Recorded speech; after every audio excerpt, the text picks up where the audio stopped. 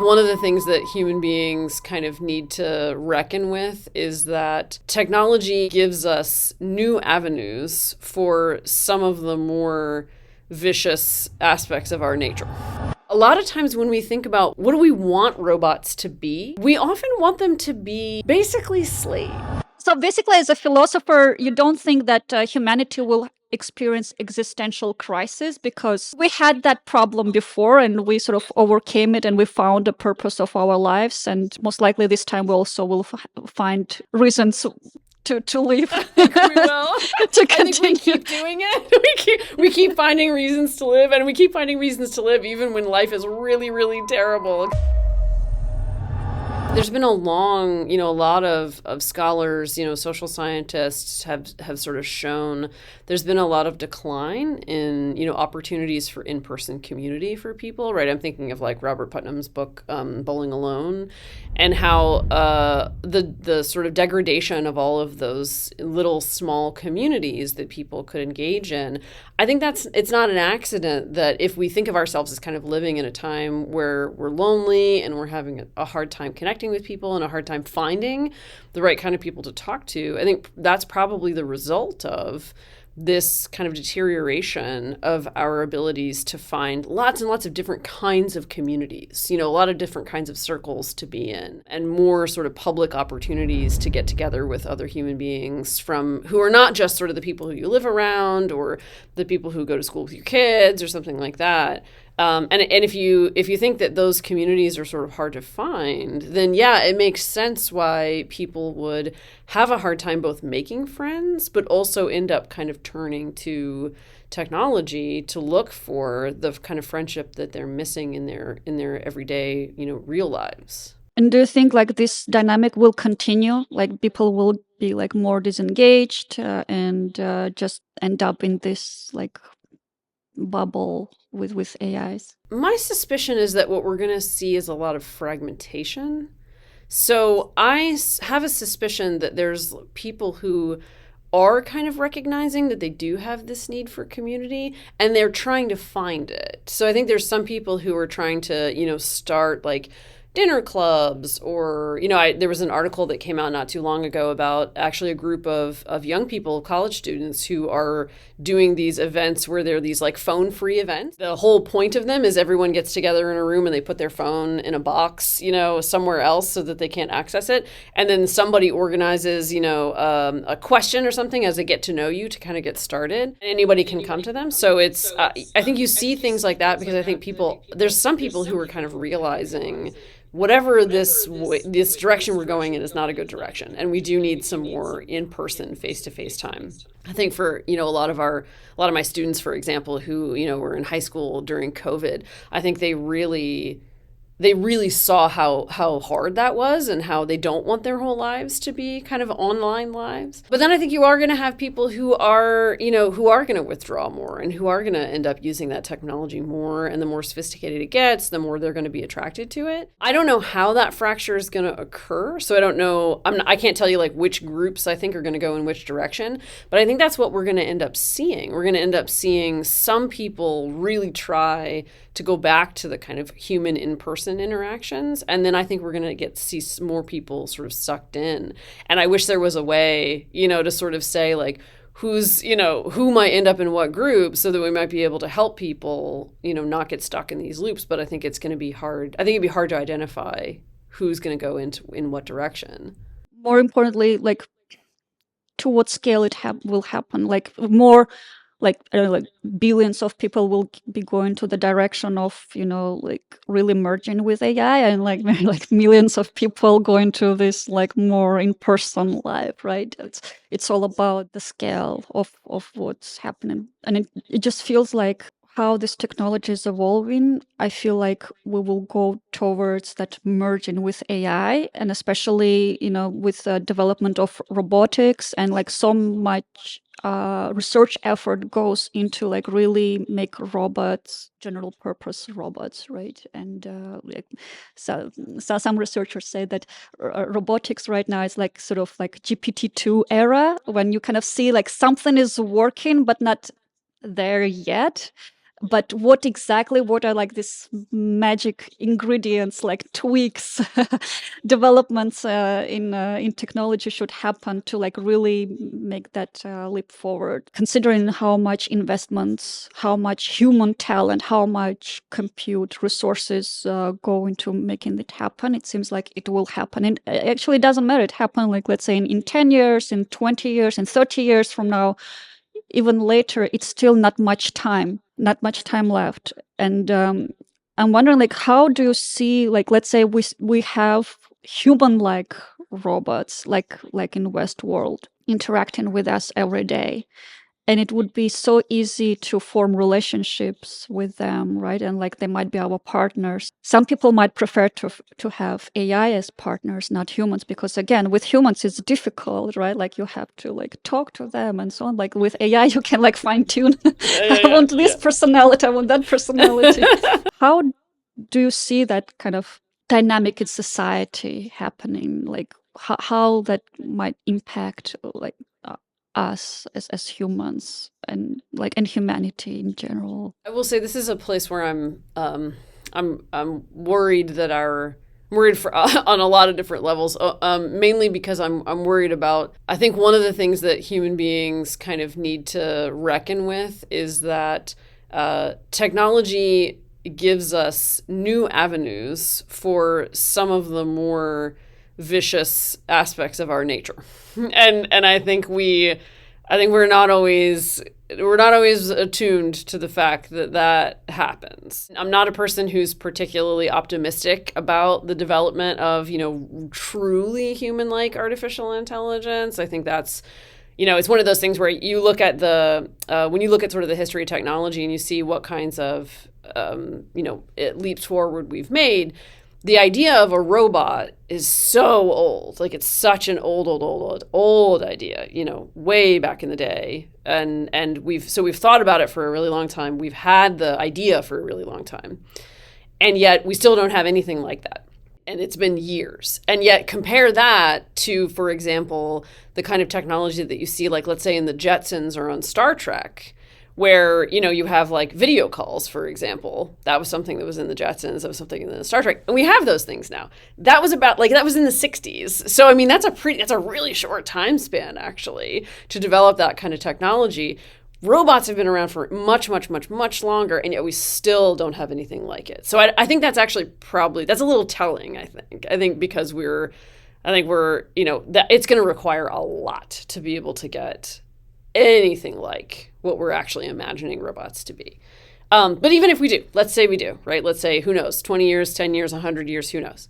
I'm pretty concerned that, human beings, a lot of times when we think about what do we want robots to be, we often want them to be basically slaves.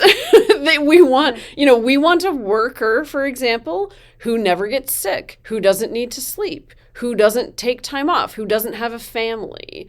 We want something that has all of the human-like abilities, but none of the human limitations, or what we see as human limitations. That makes me nervous because I can easily imagine us kind of creating and designing these things and turning them into a kind of permanent 24/7 worker class. I can easily imagine military uses for them where we replace, human soldiers with robot soldiers, and I don't even want to know what that's going to look like. I mean, I can easily imagine that technology just getting entangled with our social and political inequalities and all of our, desires to have, again, human-like things with no human limitations, and are frankly, our sort of like unfortunate wishes to have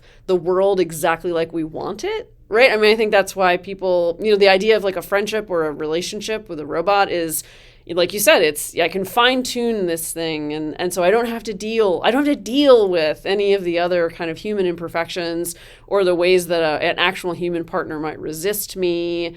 And I can have the world sort of exactly as I want it to be. I can have my every wish come true. That's a feature of our personality I think we kind of need to come to terms with before we get to the point where we end up having human-like robots, because if we don't reckon with any of that stuff, that technology is just gonna get slotted into the extremely imperfect world we have and the imperfect psychology that we have, and it's not gonna make us better, and it's not gonna make their lives better, and it's just gonna end up, with a new sort of layer of exploitation, frankly. That's not very nice. Like, that's a very dark picture of the future, but I don't see it making us better. It means it will make us worse? Or at least it'll stay the same and we'll just have a new avenue for the same vices that we already have. So what that avenue might be? Like, if we had robots, for example, I think we would just kind of like create this like permanent robot worker underclass, essentially. We would just exploit them. We exploit people already. We're happy to do that. We exploit people, we pay people, tiny little, half the technology that's involved in things like ChatGPT is made from, exploiting people who, paying workers like extremely, in countries that are not the US, for example, paying them extremely low wages in order to do sort of like grinding work. And I think there's a lot of, I've read some articles on folks who are like software engineers who are feeling the pressure when their companies ask them to start using, ChatGPT to code. They're sort of saying like, oh, the expectations that I output, are so much higher now than they once were. And so I'm feeling like I'm being sort of, pushed through this grinder. I can easily imagine that being the case either for the robot workers themselves or sort of, a lot of times technology ends up moving work around rather than saving work. And so I think you end up with, a group of workers who are there to kind of do robot maintenance or something like that. And they end up with, those jobs are probably not going to be well paid and they're probably not going to be compensated or respected. So I can just sort of I'm imagining like all the normal stuff we do with exploitation. We'll just do that with robots too. That sort of brings the question of personhood, right? What's your take on it? Should we, let's say we really have those slaves, like who are like very intelligent, do everything for us. Do you think that they should have rights? They should have, like protection, like everything what like humans have, like, or what humans fought for centuries? What's your take actually on personhood? If you'd ask people to try to say what makes someone a person, there's a million different definitions. Even a human being, like what makes a human being have personhood? There's a million different definitions I could give you, right? When it comes to the sort of history of human beings kind of fighting against their own exploitation, a lot of times they themselves are sort of articulating the idea that they have equal dignity, that they deserve equal treatment, that they ought not be exploited in these ways, that they're the sorts of creatures that, deserve freedom and all that. I wonder, I wonder what would happen if we had artificial intelligence. How would artificial intelligence self-conceive, right? I think that's kind of one of the questions that we might have to ask. So human beings self-conceive as like we see ourselves in a certain way. Like we see ourselves as deserving of respect and equal dignity and rights and all that sort of stuff. Would robots have that same kind of self-conception? I think in our sort of sci-fi stories, they do. But it would depend a ton on how they're designed, right? And so what does it mean? What would it mean for them to be, like, what are we looking for when we're looking for that kind of intelligence? Are we imagining that it's an intelligence like ours that has the ability to sort of have a self-conception? Is intelligence the thing that makes us the sorts of creatures that can have self-conception? Or are there other things that go into it? So, one of my favorite philosophers who kind of works in this area is Hubert Dreyfus, who long ago wrote the book What Computers Can't Do, and then wrote another book called What Computers Still Can't Do. He was very instrumental in kind of forcing folks who are designing artificial intelligence to think about the models that they're using of what intelligence is. And he's one of the people who argued that intelligence is embodied. And one of the reasons that artificial intelligence doesn't look like human intelligence is because it doesn't have a body, because it's not embodied, it's not an actor in the world. And that a lot of what we look at as our intelligence has to do with our being actors in bodies in the world. You can't take our intelligence and stick it in a thing that doesn't have the kind of embodiment that we have and doesn't have the way of moving in the world. But they will have at some point. They This is will, where right? like things going. Like this is what the intention is, to like give them, make them embodied into the world. Right. The difference, though, would be their intelligence would be implanted into a body, right? Whereas ours grows with our body. So you might think now maybe they could design. It would depend entirely on how the thing's designed, and who knows what that would look like. So would it function in the same way that like a kid does, right? Where there's a kind of growth and development. Then you might think that intelligence might look a lot like ours. If it's not, if there's not going to be a sort of like development stage, you might think, what is it going to look like? What would it be like? Because we don't know what that's like. We don't know what it's like to just sort of like open our eyes and be a fully formed adult just in an instant. And so would our intelligence be radically different if we were creatures like that, where we just kind of like woke up a fully formed adult one day? Because it seems like that's the way that robots are going to work, right? It seems like they're going to wake up one day with fully formed intelligence. I take it that's the thought. But it seems like that intelligence, then their intelligence might actually be really different from our intelligence, because that's not how our intelligence works. It's so impossible to say because you have no idea. And I think part of that's the problem, is that we have a tendency to think the robot's going to be just like us. But I think we need to pause for a second and ask ourselves, is a robot intelligence really going to be exactly like a human intelligence in every way, just artificial? That's the vision. But I'm not sure if it's really going to be like that. I don't know. I feel like it will be different, as you said, because the nature, how we evolved and how they're evolving is different. And I don't know if it's a classic example, but like we with airplanes, people were inspired by birds, right? And they created airplanes. Like it flies much faster than birds, but it doesn't look like exactly like birds. That's right. It Yeah. feels like it will be somewhat the same. I mean, they definitely will think much faster. They will process data much faster and understand things much faster. They will react faster. Like everything will be faster, definitely, for sure. And I even when OpenAI was training the Dota bot to play Dota game, the most frequent feedback from human players was, "Oh my God, this thing is so fast." So definitely the speed will be extremely different. I guess there will be like other features that they will have that comes with the ability to think about many things at the same time, like, and quite efficiently, that also will probably give them like deeper depth of understanding, like the world, like the understanding of data that they're getting from the world, right? Like processing that data. But even if it's very different, like it doesn't mean that we have to treat them badly. Mm-hmm. You know what I mean? One would Coming hope. back to the personhood conversation, Yeah. like, what would we have to treat someone well only if they like look like us? Or no? Like, I guess like we have to be respectful to them as well, right? It doesn't matter how they think. If they're still sort of slaves, if they're under human control, it's sort of like a one direction, like how things will unfold. And I guess it will be like the group of people who actually will advocate in the robot rights, and like that they can be equal participants of our society.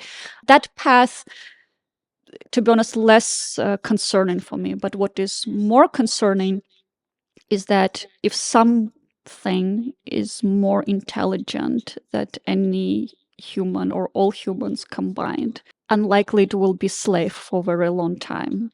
And that like more dramatic, like existential risk scenario for humans, that AI get out of control and will have its own objectives, how this world should be shaped, how what is the role of humans in this world. And this is, like, to be honest, for me, it's like more concerning.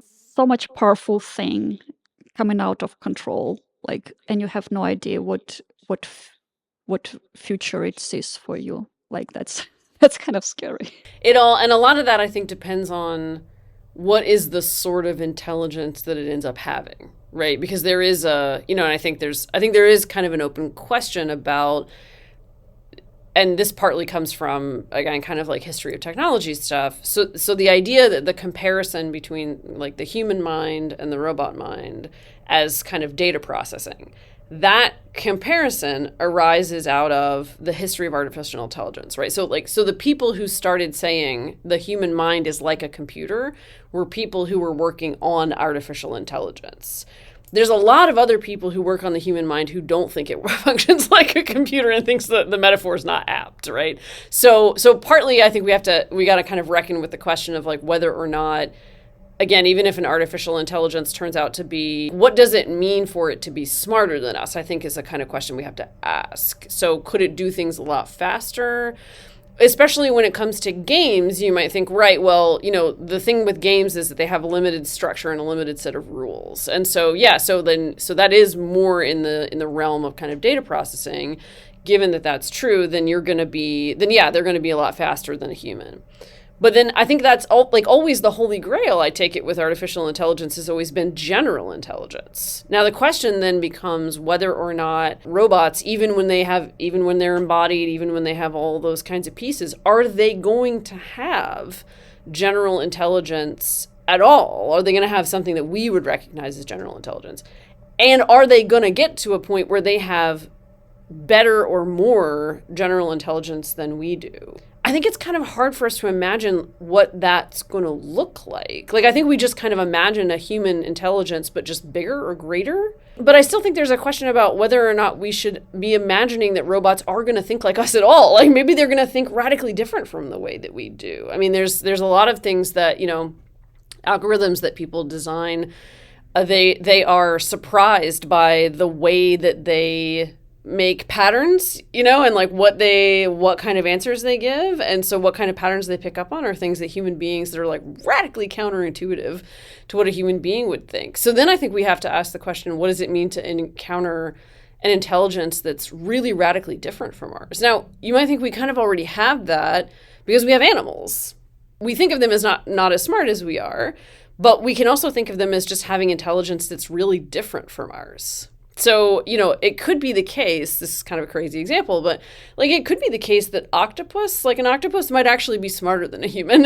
We just don't know it. I totally believe. Right? We just don't know it because of the way that we can or can't communicate with them. So that you might think is like, okay, well, once we sort of posit that there might be creatures that we interact with now that are actually more intelligent than us, but we would just never have access to it or never be able to figure it out, then it becomes this question of like, well, what if a robot turns out to be more like an octopus? Like they're super smart, but we don't know. Maybe we don't communicate with them in the same kinds of ways, or maybe they think in ways that are really different from the way we think. Yeah, there is a question about what does it mean for them to stay under human control. And then I think the question that, if we're going to ask that, we got to think like, what's it going to look like if robots sort of gain not just intelligence, but a sense of basically their own moral sense. They think of themselves as like a moral agent. And I don't know, I have no idea how that would look or whether that would be would that be an outcropping of their intelligence? Would it be an outcropping of something else? It's a little hard to say. Let's say robots evolve and they will learn how to use tools. Like they definitely will develop their own language. I mean, there are already these examples of two AIs developing their own language and like communicating to each other. There definitely can be alignment between robots, not necessarily alignment with humans, but alignment between robots. And since they can process information faster and probably better than humans, they will be at a huge advantage than us. What we use those tools for, right? I mean, so one of the things I think that's interesting about human beings is that they invent technology, right? And one of the things they invent technology for is to expand the capacity, their natural capacities. So you might think, lots of animals use tools, but do animals sort of create do animals use tools with a vision about what they're planning to do with it, right? And so I think some of what has put us in the position, and it's not necessary that human beings were the only creatures that could have done that. It just so happens that that's we are the kind of creatures that could. We do have sort of a creativity and a vision and an ability to sort of think of ourselves as trying to accomplish some sort of project.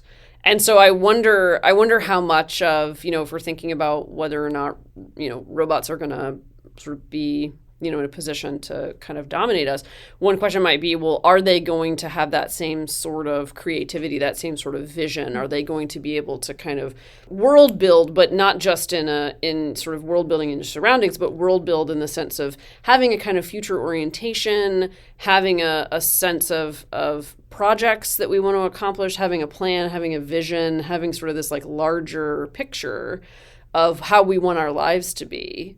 You might think that's probably, a lot of what we've accomplished might have to do with our ability to have those kinds of thoughts. I mean, we're trying to give them everything what we know, right? And I guess at some point we will succeed also, like sort of transferring that creativity, I guess. You see a robot who is, like looks like human, talks like human, and even expresses like feelings, emotions. Would you believe that robot is conscious and like has subjective experience of reality? Like, what robot should do to convince you? I mean, if it could, if there was an android, so one of this is probably kind of classic, but one of my favorite movies about technology is Blade Runner. And so the thing that I love about Blade Runner is the whole message of Blade Runner is that there's a deep ambiguity about what makes someone human. And so that's, I think I like that. I like the sort of ambiguity about that, because if you could have someone who really does seem like they're, having an emotional experiences, if they're asking, if a robot came to me and started asking me all sorts of existential questions about, what it's like, what their existence is like, whether or not they were really, what made them what they were and all that sort of stuff. Fine. I'd be happy to say, like, we're having a real conversation and, whether or not, there's consciousness is I'm not sure like what role consciousness is playing in the conversation, right? So it's lots of things are conscious. Like my dog is conscious. She's not self-conscious, but she's conscious in some sense. And so then there's a question of like, what kind of consciousness am I really looking for? Like, is it that the robot can sort of, participate in a conversation with me? I guess. In some ways, voice recognition software is sort of participating in a conversation because it's asking you questions and you're responding and then it's responding. And so there's something, but do I want to sit down and talk to voice recognition software? No, I don't. That's, that wouldn't be. But because you know that it's a software. Yeah, exactly. So if you thought it's another person. Yeah. You probably would want to engage with it, right? Like, and so I think this is actually a little bit of there's an unspoken thing about our conversation about robot consciousness, I think, in general, which is that what we really are asking is whether or not the thing seems conscious to us. So that's really not about the robot. That's about how we perceive the robot. What we're saying is we think we're going to have to reckon with what our relationship with this thing is like once we decide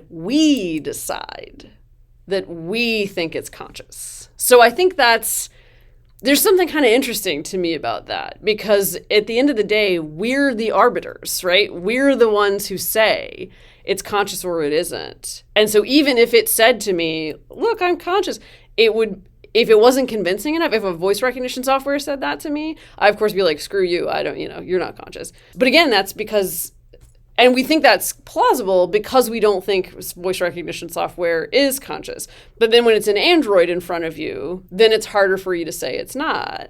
But again, it's like, who's making the judgment? Humans are we're the ones who are setting ourselves up as like the judges. Like we get to decide whether something is conscious or not. And then it's a question of like, are we just imagining all of this based on what we could conceive? as opposed to what might or might not be true.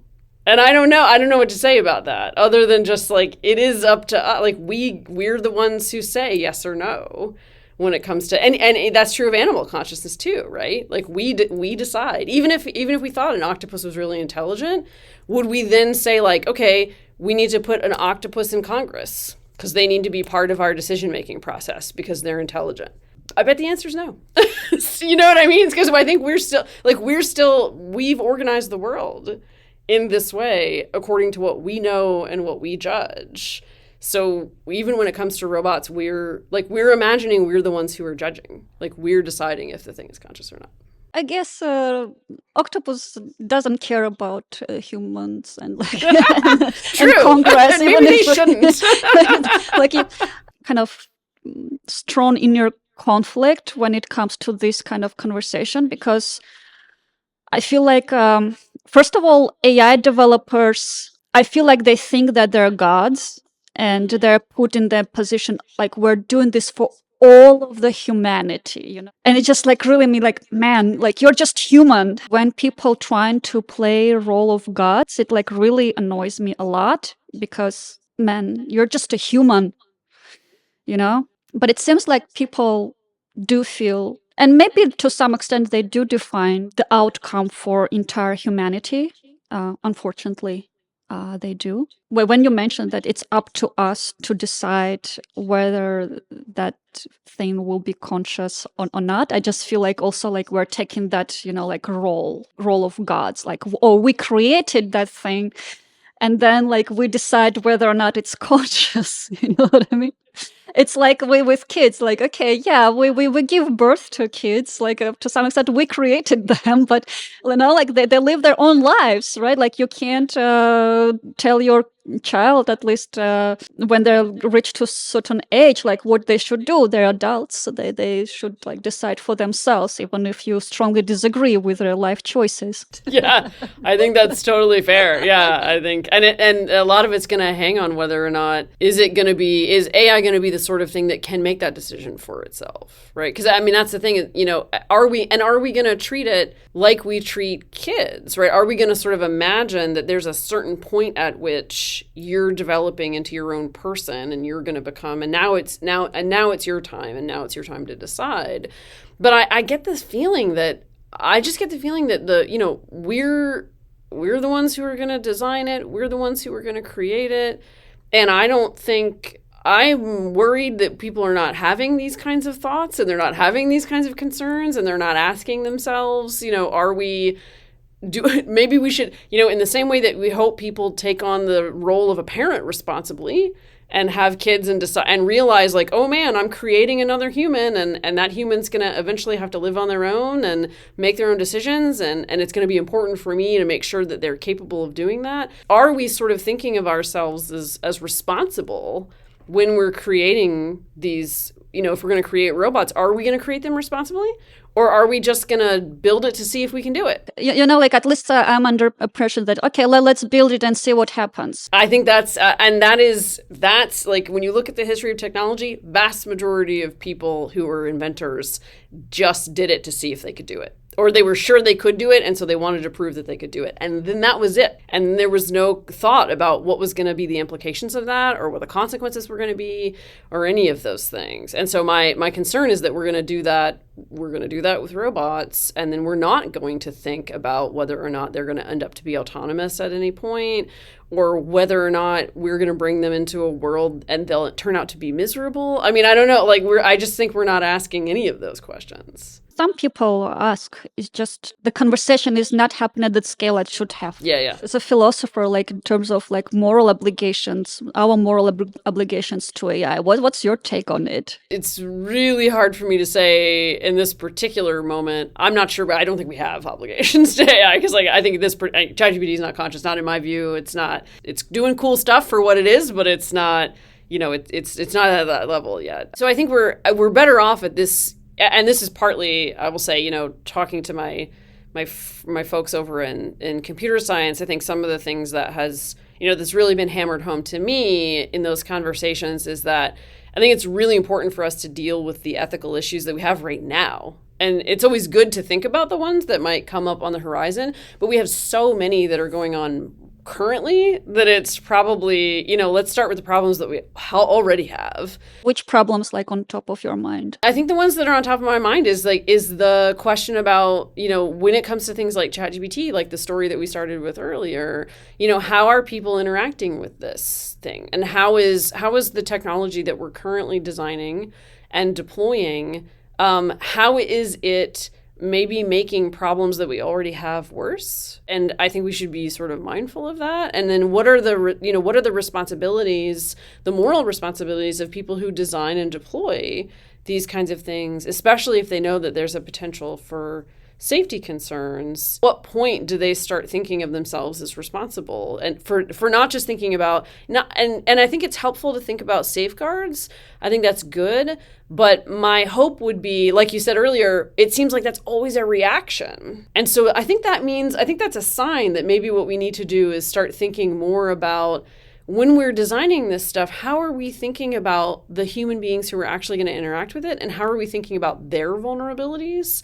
And how are we thinking about them as moral people to whom we owe obligations, right? So, I mean, to me, it's the questions that we're sort of wrestling with at the moment are questions about how technology interacts with the human world, and how, and what are those obligations that we have now to each other. I would like for us to think about those. For me, those are really the pressing things at the moment. What role for government do you see in this? Do you think that government should like force those companies to bring more safeguards and like more preventively think about this? Or I don't know, like parents should form some like parent group and like really push those companies? Like what actions should be made in your opinion to like really move the needle? The regulation is so thin at the moment that I think we could just do a lot more in that area. So I absolutely don't think that government regulation is going to solve all the problems. It's too it's a complicated problem, and law is helpful and policies are helpful, but they're tools that have certain kinds of limitations. And so I don't think that they can sort of cover it all. That said, there's just almost no regulation at the moment. And there's no reason we can't fix that. There's no reason we can't put more, regulations in place. These are consumer products. We care about consumer safety. And if we care about consumer safety, then we should regulate these things too. So I mean, I'm not calling for anything like enormous. I'm calling for the normal safety protections that we have for other kinds of products. Just apply them equally. I think that's like a good start, right? I actually think your idea about sort of parent advocacy is a really good one, and I think that is part of the challenge that we're facing right now, because, as you said earlier, we experience our relationship with technology with this kind of inevitability where it just feels like, the new product shows up in your life and you have to figure out how to deal with it. I think we're doing that at a level that's too individual. So it seems to me like we could do a much better job of getting people together and saying, hey, we're all having this problem. We all want to talk about a solution. We want to advocate for this. My child's being put in danger.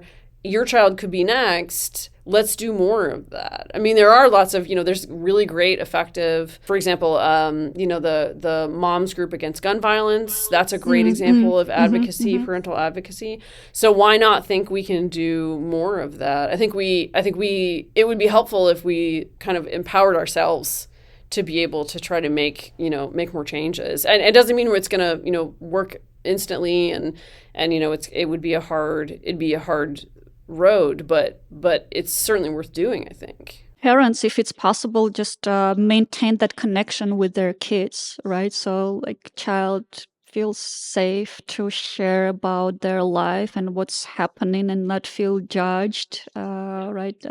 As your book suggests, like experience all the negative emotions. Exactly. Right? Openly share with.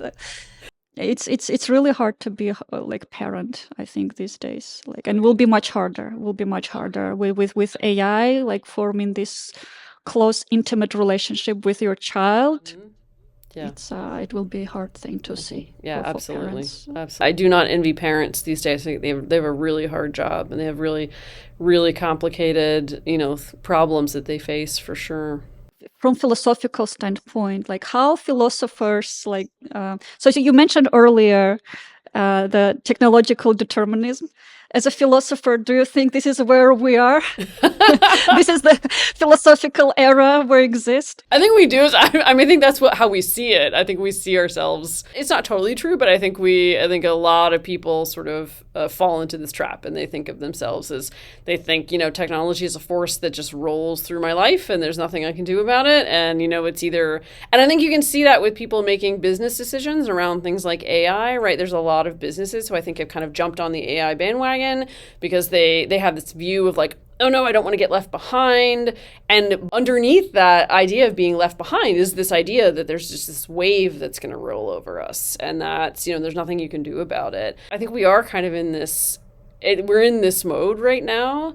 And I think it's time for us to sort of stop, pump the brakes a little bit and ask ourselves and say like, wait a minute, again, it's, technology is it's not being beamed down to the planet from a UFO. I mean, it's we're doing this, like we're making all this stuff. So we've made some choices about how we're deploying it. We've made some choices about how we're designing it. And we could, in theory, make different ones. The question is just, how are we going to do that? But I think first, before we get to that point, we've got to actually convince ourselves that we do have some control over these things. Do you think AI will form sort of like new branch of philosophy and like philosophical thought? How that might be? It's been around for a long time in philosophy of technology. I think lots of people have been interested in it. I think it's gonna, invariably, especially with philosophy of technology, every time a new technology opens up, you end up with what we might call a little cottage industry of people, talking about these sort of new problems. I think that's fine. I mean, I think it's good. I don't know if it would count as a new branch of philosophy, but I think it's always good for philosophers to think about the kinds of problems that human beings are facing, right? That's that's what we do. Like we care about human life and we care about people living lives that are good and flourishing. And if people are having questions about, the technology that we encounter every day, I think it's a really good idea for philosophers to sort of step in and help people think through these kinds of problems. So it's probably not brand new. It's just it's a little bit of a modification of an old theme, but I think it's good for us to be plugged in and thinking about the issues that are on the ground right now. One of the thoughts related to AI and like human interaction, especially that AI will replace humans in terms of that they will be doing much better economically valuable tasks, and basically there's nothing will be left for humans. I personally believe that humans still can find like very purpose driven activity like work. It's matter of your imagination, of your creativity and your intelligence. There is nothing will be left to do or the way to create value in this world. Sort of one of the recurrent themes is that because of AI, humans will lose meaning of life. Maybe because people won't be able to do the work that they used to doing, or if let's say you have an AI partner who agrees with you, adores you, and does everything what you want. It becomes boring, I guess, and with AI slaves, if that scenario happens, everything will be so convenient, right? And when we're not challenged enough, and our brain actually, it's good to have stress. It's good to have stress on body, on your mind. This is through facing difficulties actually humanity evolved, and if there's nothing left to fight for, and I can definitely see those existential thoughts, right? Existential crisis. How do you think about this? Do you see this something like that happening, for future humans? Probably not. And I say that because we actually live we live in a time that's extremely convenient right now if you compare it to our ancestors. Like, our ancestors had a lot of work that they had to do. And I think we kind of, from our perspective, we sort of imagine, oh, when all these other things are taken care of for us, what's going to happen then? If you compare us to our ancestors, all the things they had to do, we have that taken care of by some kind of automated machine, right? And so the question is, like, have we gotten to a point where we no longer think life has any meaning because I have a dishwasher? I mean, no, like I certainly haven't. But I think it's an interesting question about why, because the idea that sort of technology is going to make our lives so convenient that there's going to be kind of nothing to do, man, that's an old idea. Like, that's been around in the history of intellectual history and in history of technology for a really long time. So it's interesting that we keep thinking about it over and over again. And so, like, as technology progresses, it's like we keep asking this question about but in a way that's good. I mean, I think it's good. Why? Because we're asking questions about what our lives are supposed to look like and what is it really that gives them meaning. And so it's important for us to keep asking those questions. I think it's when we stop asking them that we should be in trouble, right? So the fact that we're sort of continually thinking to ourselves, well, where are we going to find meaning in life? Is it that we find meaning in work? And I think the thing is, for some people, we do find meaning in work. Like, there's lots of, I know some, like, work in economics that's really about, people they want to work and they want to have purpose in their jobs. And so what people get upset about is when they have jobs that they feel like don't have a purpose, or, they're not treated respectfully in their jobs. That could be true, like, regardless of what your job is. Because I can imagine, there are days when I'm like sick of grading papers that I sort of fondly remember the time that I spent working in restaurants. Because I think, there was a whole different vibe to working in a restaurant than there is to being a scholar. And I miss some of the things that I used to do when I was working in a restaurant that I don't For example, what are you missing? I miss the teamwork. I miss the teamwork. There's a real sense of teamwork when you work at a restaurant. And there's also this great experience of kind of being someone's, like, you're someone's date night. You're someone's, like, special meal. You're someone's, like, special birthday meal. And there's also a real sense of, like, you belong in the community. People are like, other business owners who know you come into the restaurant. And, there's that, like, I loved all that about working in a restaurant. One of the reasons I didn't pursue that as a career is because I can't make a living out of it. No benefits. The pay is not good. So it's not that the work was bad. It's that it wasn't compensated properly. And oftentimes in sort of our larger sort of social world, there are some jobs that are respected and there are some jobs that aren't. Yeah. Right? Yeah. You might think, like, what people are actually looking for in their jobs is, can I make a living and actually support myself? And is my work valued and respected? Work can look a lot of different ways, and those things can be true. So then I think we have to ask the question, when we're thinking about technology and its relationship to work, are we keeping in mind the idea that people want their work valued? And are we designing technology so that people will continue to feel like that? Or are we designing technology in a way that's going to upset all of that? I would hope that people who are designing technology are thinking about that, and they're thinking about, am I going to create a world where people still have work that they can do that they value and that they feel valued in? And as long as we can have that, jobs are going to look a lot of different ways. So it would surprise me greatly if we find some technology that sort of takes work away. I think I don't think we have evidence. We don't have a lot of evidence that happens. I think what we have is evidence that technology makes different kinds of work. And then the question is it making valuable work for people to do? Or is it making work that nobody wants to do? Because then we might need to think, if it's making work that nobody wants to do and work that's not going to be valued, I think we might need to think a little bit about the choices that we're making. It seems like where it's heading is that it will be doing, like, almost the whole scope of work. Was it a CEO of NVIDIA, Hansen, said that electricians and plumbers will be replaced last? Because, Probably. there are lots of, like, this motor skill. Important motor skills, yeah. Important motor skills. To be honest, in the Bay Area, they're, like, doing very good money. I don't know how is it in other I think that's true in a states, lot of places. But, like, And like what surprises me the most when those kind of contractors, they come and like they estimate the work and like they give you like insane price tag and say like how this price even was formed and say, oh, like we're in San Francisco, like it's not argument, we're in San, I don't care. So you will do like a shitty job, we'll charge like shitload of money because we're in San Francisco. Doesn't sound convincing to me. Right.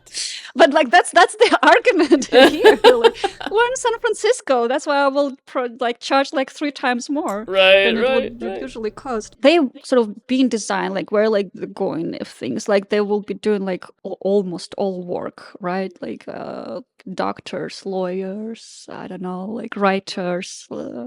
Programmers, and like now like so many startups that trying to automate software engineering. But I guess there will be lots of other avenues for humans, especially when it comes to like social media influencing and stuff like that, like entertainment. Definitely, like if you're designing new games or if you're social media personality, I don't know, like there are ways to stay relevant, I guess. But like actually what's interesting, I'm thinking, I don't know, like if we find answer in this conversation, but it's just like interesting, like think about, like, will we want to see robots even if they look like humans, like, and interact with them? Or we still will prefer to talk to a human and interact with a human social media influencer because we know that it's a human and their emotions sort of like real emotions. You know what I mean? Because currently when I interact with AI, like I don't want to interact because I know it's AI. I want to talk to a human. I want like real interaction. I want real emotions. I want real feelings. But I don't know if it will be still the case when AI like really looks like human and I can perceive their emotions as real emotions, even if like in my head I understand it's AI, it's not a real human, right? It will be interesting phenomena to observe. I think my suspicion is if people don't feel like they can actually have real connection, they're going to prefer humans, right? And so yeah, it's an open question about whether or not you could have connection with something like AI. It depends a lot on what you think connection is, right? And so at least some of it is, like, for now, I think the reason we prefer to talk to a person is because we legitimately think the person is kind of recognizing us as a person and listening to what we're saying, and they share our experiences. And I think that all matters a great deal to us when we're thinking about connections. And I actually think that's why I don't think people actually are going to prefer things like AI generated art. I am not a person who thinks that all work is going to be automated. It's just, I cannot, like, the way that AI would have to progress and the amount it would have to progress in order for it to, to actually do any of that stuff. I mean, even, it was Jeffrey Hinton said in 2016 that there weren't going to be radiologists anymore because AI was going to do. That didn't happen. There's still radiologists. I mean, they sometimes use AI in their jobs, but they haven't gone away. And in fact, in a lot of places, there's shortages of radiologists and they're desperately trying to find some. I think we're way overly optimistic and about the ability for it to do all of this stuff. But at the end of the day, I think there is also a question about, I think people do want to interact with human beings. I think, there was a trend in during the pandemic of having menus that were online. So you would order from an app when you went to a restaurant. And I remember reading a New York Times article where they basically said they were talking to restaurant owners, and across the board, they said, no, customers hate these. Everybody hates this.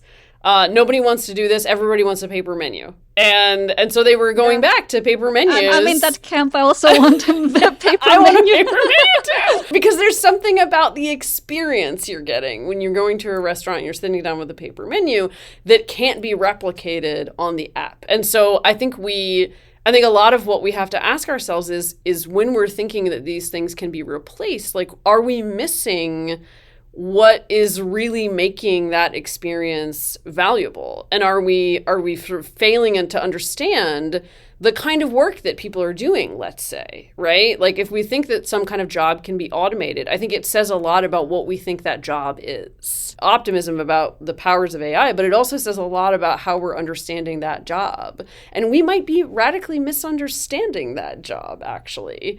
And maybe when we try to automate it, we'll actually fail at that because we don't understand it as well as we think we do. Is there like any particular job that you have in mind, like as an example of it? I was thinking about this, and I was thinking journalism. I think like a lot of people think somehow that like journalism is going to get automated away. But I think, so you've got to think, if you think that it's an AI can do that job, you're missing out on, journalists have to have personal connections and build relationships with people in order to get good stories. Yeah. They have to, track people down. They have to make phone calls. They have to do interviews, and they have to know how to communicate that information in a way that resonates with people. And so I think we wrongly think, what are journalists doing?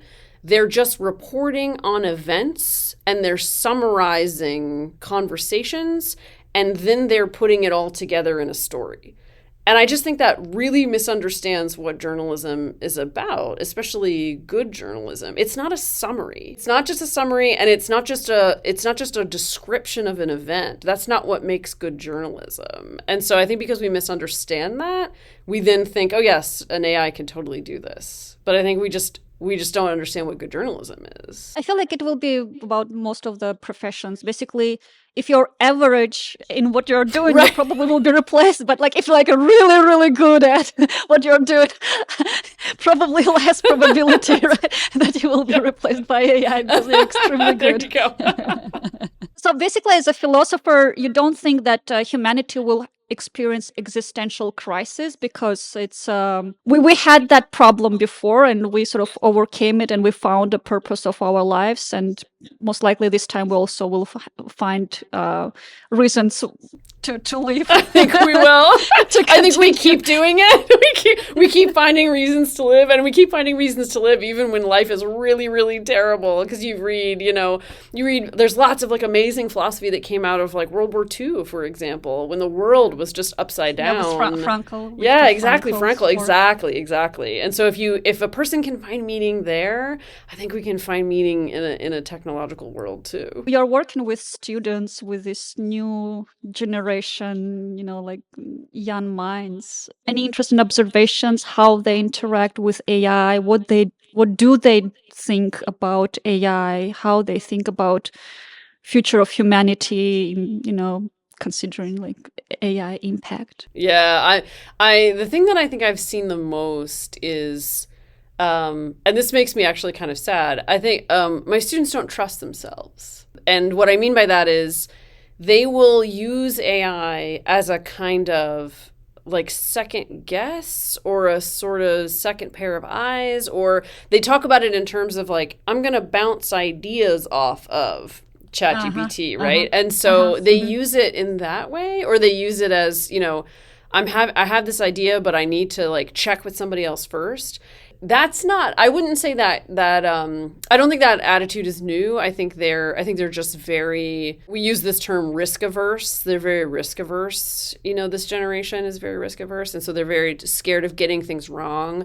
They're scared of taking a chance because they're scared of failing. They're extremely high achievers in that way. I think it's a little unfortunate because I think that says to me they've gotten the message that making mistakes is not okay, that you can't recover from failure, and that taking a risk and having it not work out is like the worst thing in the world. So they've lost the sense of experimentation and screwing up and feeling like you can recover from that. So they feel like they can't recover from that. And so that's why they end up turning to things like ChatGPT, because they think they need someone to check something against, because they're scared to kind of do anything on their own and they're scared to take chances. That's not something that ChatGPT caused. that's something that ChatGPT is enabling. And I don't love that. I don't love that that's how they use it, because I don't love that they're so risk averse and that they're so scared of failure that they won't take chances and they won't try. So again, that's a good example to me of, it's not that ChatGPT is creating a problem. It's that it's taking a problem that already exists and either just continuing it or making it worse somehow. Actually, it's like very well put. So it's not creating problems. It's just mm, like intensifying them, or Mm-hmm. like I don't know what's the Yeah. right word, but Yeah. like really like where this comes from, like in this like new like young generation. Is it? Do you think it's a cultural? Like for example, in Silicon Valley, it's this kind of the story. Like very young people, Stanford dropouts, 20-year-old starting their company. It's extremely successful, and by like they're 30, they're like billionaires and whatnot. I just thinking about my path. It took me a while to figure out what to do in life. I was a professional ballet dancer, then I was a journalist, then like I did so many things, not because I was curious, but I also was trying to find myself. I was trying to find where I'm really good at, and that like really satisfies me and nurtures me, that like brings that purpose into my existence. But it took me a lot of time. Like definitely I wasn't there when I was 20, but I feel like in where I live in this environment, that pressure that when you're in your early 20s, you have to like just like this rising star. There's so much pressure to be like that indeed, if you in your early 20s you're still trying to figure out yourself, like you can feel like a total failure. But I don't know how is it in other places in the US and other countries. I don't know. My students, I think, put a lot of pressure on themselves to be successful, and partly the way that seems to play out is that and I worry that this is part of their life trajectory, because again, I have a lot of students who are just very high achieving, and my concern is that they've gotten caught up in this kind of arms race of life, as I sometimes like to call it. So I think they've sort of been told their whole lives, even before they were before they were even when they were in preschool. I think there was this kind of like, well, you have to do this so that we can get you into this right school. You have to get all these good grades in elementary school so that you can get into this, so that you can get into this prep school. And then all of that is designed so that you can get into a good college. Everything's about college, college, college. You have to get into a good college. You have to get into a good college. And then you have to get your college degrees so that you can get a good job, so that you can be successful and support yourself. And then like at the end of that is supposed to be this like pot of gold at the end of the rainbow, where like once you get your successful job, now you're happy. And so many people are getting all through that arms race, and they're getting this job, and then they're looking around and they're miserable and they can't figure out why. And it's kind of like, well, because you've at no point have you been allowed to sort of figure out what makes you happy and to pursue those things. So they've been fed this line, I think, their whole lives, where every step they take has to then lead to the next step. And if they screw up in one level, it's going to screw up the entire thing. And that's where I think they get this idea that if they fail once, they'll never get back on track. And that's just, I mean, if you just think about the number of people in your life who have had a really non-linear path, and I like try to tell them, if it wasn't for experimenting, I wouldn't be in philosophy. I took my first philosophy class totally on a whim. I had no idea what it was, but because I was in college, I was like, I'm going to experiment and I'm going to do something I've never heard of before. What's this thing? Oh, philosophy? I don't know what that is. I'm going to just take this class totally on a whim. Totally on a whim. If I had been afraid to fail, I never would have taken philosophy and I wouldn't be sitting here. So it's kind of like, I really wish that they felt more free to do things like find themselves and didn't have this sort of, this reaction against failure as though it's the worst possible thing in the world. Because there's plenty of people who have tried, who have failed, and things work out for them in other ways. My students are not getting that message. They're getting a message of like one wrong move and it's all undone. And that's just not, that's not healthy. I guess social media plays a big role here, right? You go to Instagram, you see all these successful people. Oh, yeah. Like beautiful personal life, great job, lots of success, and you just hate them. That's right. That's right.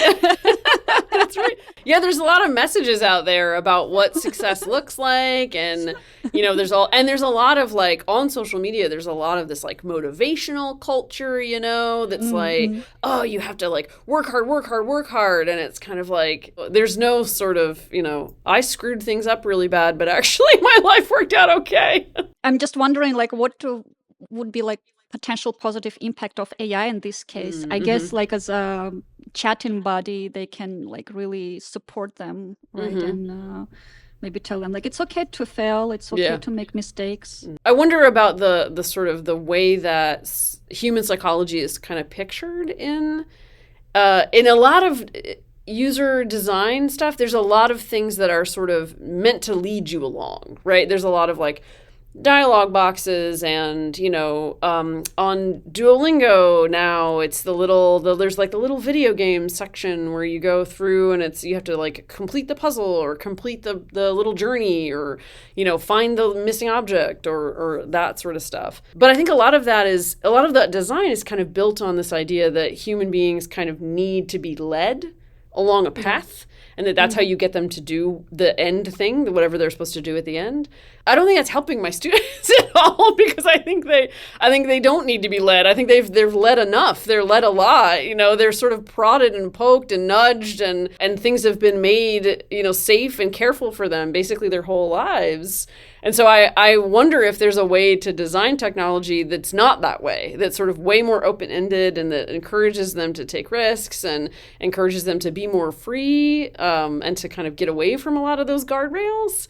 But I don't know if the things that are kind of currently on offer sort of lend itself to that kind of thinking or not. If we lived in an ideal world, how you would, as a philosopher, as a deep thinker, how you would want to see human AI relationship? And this is my hope for sort of all technology. I want to see that we are designing and using technology in a way that enhances the human experience, that allows us to be fully human, and that allows us to experience the kind of full richness of human life.